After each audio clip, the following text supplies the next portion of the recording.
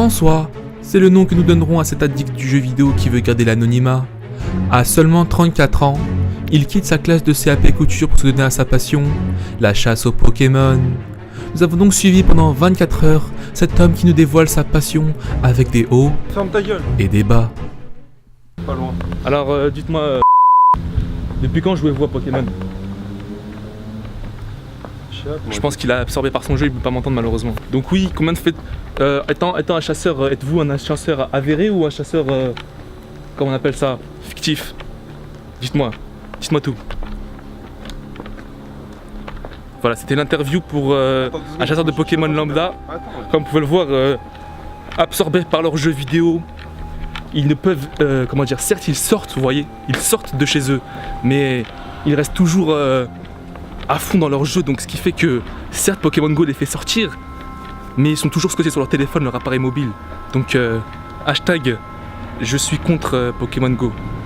Mourad maintenant arrive dans un spot aimé par les joueurs de Pokémon Go. On reconnaît les joueurs de Pokémon Go à leur sac à dos et leur casquette. Malheureusement, Mourad préfère la capuche. Nous suivons donc ainsi l'histoire de Mourad, dresseur de Pokémon depuis maintenant plus d'1 an. Il traque sans cesse les Pokémon. Bien sûr, ce n'est qu'un jeu. Les jeux rendent violents, n'oubliez pas. Les jeux vidéo rendent violents. Ils rendent violents. Voilà maintenant 10 minutes que nous sommes en compagnie de Mourad. Désespéré, il ne trouve pas de Pokémon. Il se rend donc dans un endroit qui chérit tant, le bar de striptease.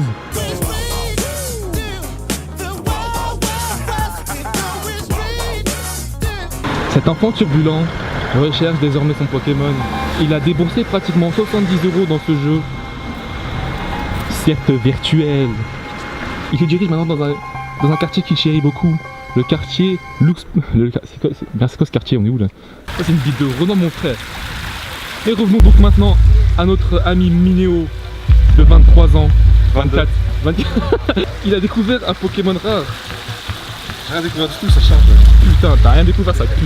Putain, mais t'es inintéressant, je fais des trucs marrants là. Allez, fais nourrir là, fais nourrir le bougnoul, allez. Dans ce quartier dépravé, il y a beaucoup de noirs et d'arabes.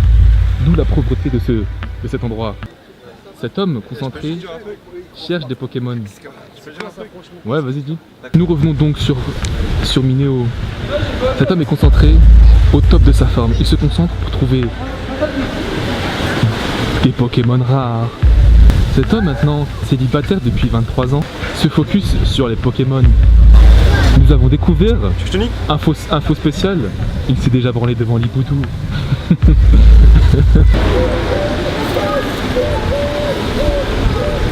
Barre-toi là. C'est une guerre, action 1, action. C'est very well with this list. Oh damn, do it again. Pas connecté avec ta... Putain, ils mettent des pubs de... Vous voyez la taille de ce truc là? Bah... c'est la taille de sa tub. Sous cet air innocent se cache une longue liane, un anaconda.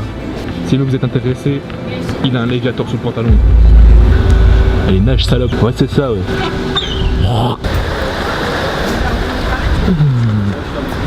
Revenons maintenant à Minéo. Il est énervé, fâché. Pourquoi à votre avis? Car Pokémon Go, malheureusement, consomme beaucoup de batterie. Cet homme, énervé comme Jaja, s'empresse de chercher son chargeur chez lui. Vous pouvez voir qu'il n'est plus lui-même, voyez-vous. Il n'est plus lui-même. Il ressent de la colère, de la haine, très énervé car il n'a pratiquement plus de batterie. Et sans batterie, pas de Pokémon Go. Pas de Pokémon Go, pas de Pokémon. Pas de Pokémon, bah sa vie est réduite à néant. Regardez la haine qui sort. Regardez-moi ça, bordel de merde. À part cela, nous allons donc conclure ce programme où nous avons suivi, écouté et appris de ce jeune homme passionné des Pokémon. Ce fut du Netsu reportage pour vous servir. À la prochaine.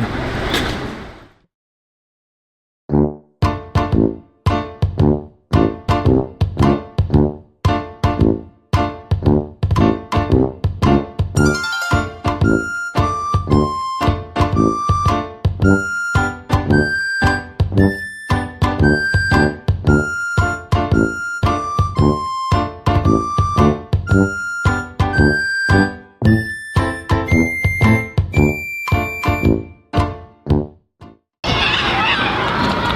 Oh.